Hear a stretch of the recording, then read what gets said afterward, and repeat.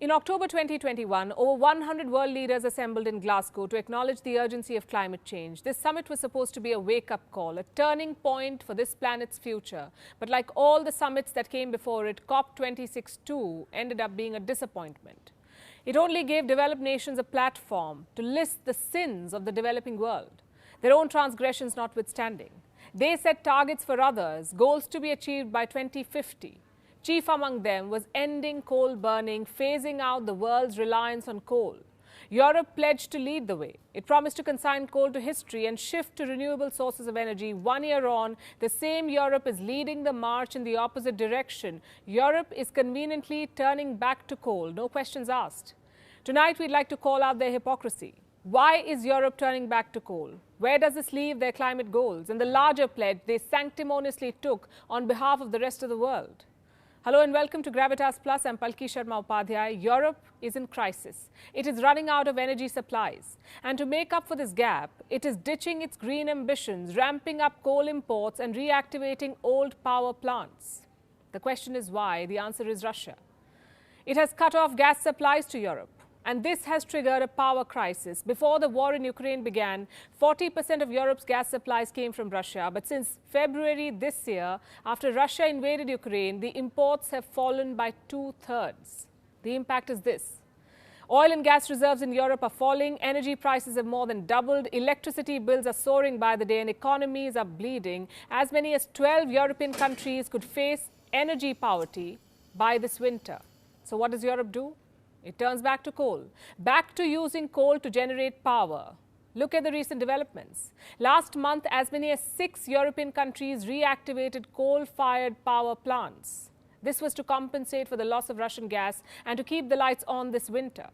Germany was the first to do this. In the first week of July, Germany passed a legislation. It allowed coal-fired power. Coal plants were to be reactivated when supplies were low, and this will apply till 2024. So Germany plans to use coal power for the next 2 years at least. Same with Austria. They had a mothballed coal power station. It was shut in 2020. Austria is firing up its chimneys again. Then we come to the Netherlands. It has activated an energy crisis plan, removed caps on coal power plants, meaning it has lifted restrictions on burning coal for energy. It has allowed factories to run on full capacity until 2023. France too is on this list. It plans to restart a power plant this winter, go back to using coal to generate electricity. This is despite France implementing a zero coal policy in 2021. The UK too plans to join the bandwagon. Last month, the British government asked coal power plants to be on standby to generate electricity, to be ready to burn coal if asked to.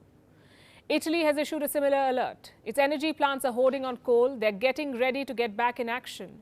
So European countries are reopening coal plants. Now here's a question. Where will they get coal from? Last we heard, Europe had pronounced coal mining as catastrophic. It had all but stopped producing coal. This chart will tell you how.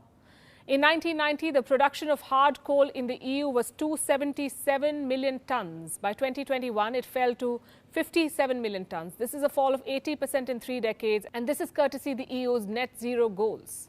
So they were making good progress, but now the goals have gone for a toss, and Europe wants coal to run its plants. Where will they get it? Where else but from the developing world? The EU has launched a hunt to secure coal supplies. In the month of June alone, it imported 7.9 million tons of thermal coal. Now, for perspective, around the same time last year, they got 2 million tons of coal. So this is an almost 4-fold jump. Now look at the source. 1.2 million tons of coal came from Colombia, 854,000 tons from South Africa, and 1.1 million tons from Australia.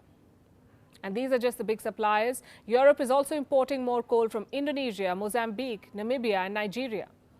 Also, the United States of America, the global cop on everything, including climate change, is supplying coal to Europe. In June, coal imports from the US to the EU reached 618,000 tons, a 28% rise from last year. So you get the drift. Now, what will be the impact of these decisions? Emissions are expected to hit record levels. According to analysts, coal imports to the EU will be 43% higher next year. This will release an additional 10 million tons of carbon dioxide into the atmosphere. 10 million tons. Where does this leave their climate goals? Their promise is to become carbon neutral. The EU is not talking about any of this. Running their air conditioners is evidently more important. In the meantime, studies like these are being offered as justification. This analysis was released by Ember. It is a UK-based non-profit think tank. It says short-term reliance on coal for emergency use will have little impact on Europe's climate commitments. And so there's no need to sensationalize the issue. Interestingly, on its website, this think tank also writes in bold, coal power must end to reverse the climate crisis. It's the single biggest contributor to climate change. What's worse, the same think tank lambasts developing nations, calls them out for not doing enough to adopt green energy. Now, here's the thing. We know that desperate diseases need desperate remedies. We know that Europe is going through a power crisis. It needs to keep the lights on. But this was the same argument given by developing nations. They need power to run their factories. They lack sources of alternative energy. Their economies are more vulnerable to drastic shifts. Europe had none of it. It remained sanctimonious. It lectured the global south, told them to shut their factories and ration coal. And now that Europe is in a fix, it doesn't think twice before turning to coal. They're rich, they can buy coal. They can change the rules while keeping the moral high ground. They can change the goalposts. Because air conditioning in the first world cannot be switched off.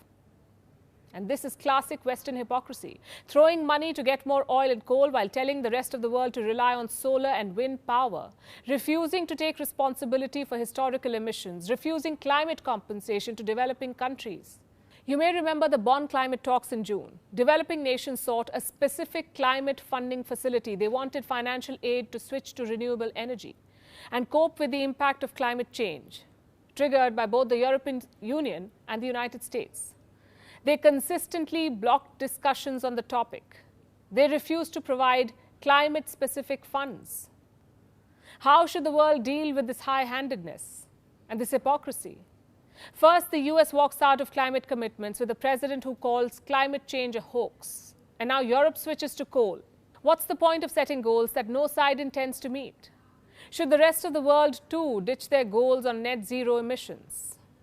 We say two wrongs don't make a right. Climate change affects everyone, and everyone will have to share responsibility to do their bit. These episodes only highlight one thing, that the lecturers in the West have no leg to stand on.